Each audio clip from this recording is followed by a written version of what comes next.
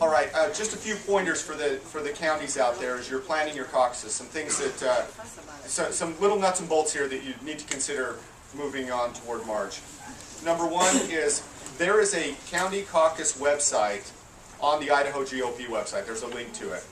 And on that website, what we want to have is a place for any Idaho voter to go, to click on it, pick their county, and see their county, the address for their caucus, a little Google map of their caucus, contact information of who's running the caucus, all of that in just one place. And so to make that work, we need all the counties to send in your information to Jonathan. We put out this call about a month ago, and we've got some response, but they're not all filled yet. So if you haven't done so already, send your location information, your contact information into Jonathan or to me, and we'll get it up on the website so that voters know where to go and how to do this. A couple other things about running a caucus. It needs to start at 7 p.m. Everyone is starting at 7 p.m. Mountain Time across the state. So I know that there's... Whoa! 6. Really? That's pretty early for Idaho. Doors can open earlier, but the caucus... Thank you. Trevor's reminding me. Doors open earlier, but the caucus, the caucus, the voting rounds start at 7. I don't want to... I'm glad we didn't hand out pitchforks at the door coming in. All right, yes, Walter. Ron, to make it even worse, we anticipate 90% of our caucus attendees not to have affiliated. That's right. That means we were going to start at 6 Pacific. Consider the caucus started at 7, where we virtually close the doors. If you get inside the foyer, we keep affiliating and so forth. When you say start at 7 Mountain, you mean the chairman starts talking, we're going to start getting ready to vote? Or what, help me a little bit here. Because we really believe we need an hour to 2 hours once people start arriving to get ready to call. Well, the thing that I was thinking is that the voting should start across the state all at the same time. Now, Idaho is unique, and it does have a little part of it that's in another time zone.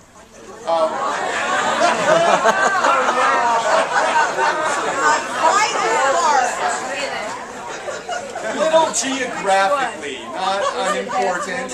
Relax, relax. We're all friends here.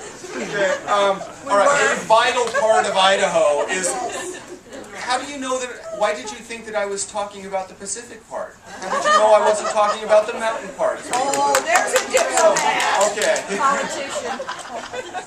And so, but the thing is, I don't want to start seeing results on the screen before somebody has even started their voting process. And so that was the concern there, is we want the results to start coming in at about the same time. We don't want somebody to be at home going, oh look, the rest of the state's voting this way, it's all going this candidate's way, I'm not even going to go anymore. So that's the motivation there, is to get the voting synced up at least. Is that workable? Yes. Okay. No.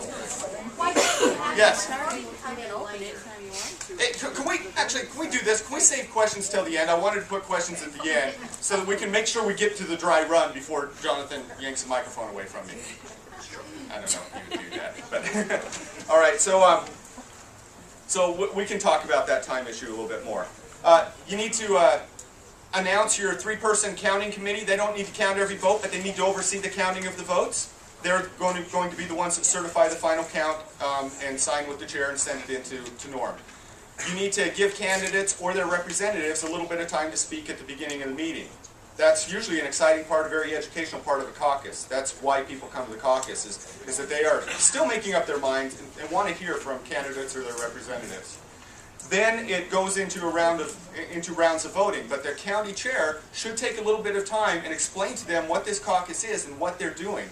They are actually voting on the delegates that are going to the national convention to nominate the president. And so it would be nice if you explained that there were 32 delegates. The winner's likely to take all 32 delegates, and it's an important part of the process.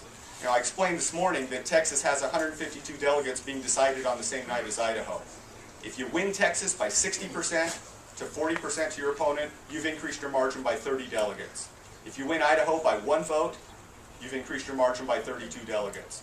So that's why this winner-take-all aspect is so important for Idaho. It's early, it's big, and candidates ought to be paying attention to Idaho. So we are going to turn it over to Elaine, and she's going to run our little mini county caucus. We'll go through it like we're doing a county caucus. We'll even report results the same way, and then we can talk about some questions and what to do after that. So Elaine, the floor is yours.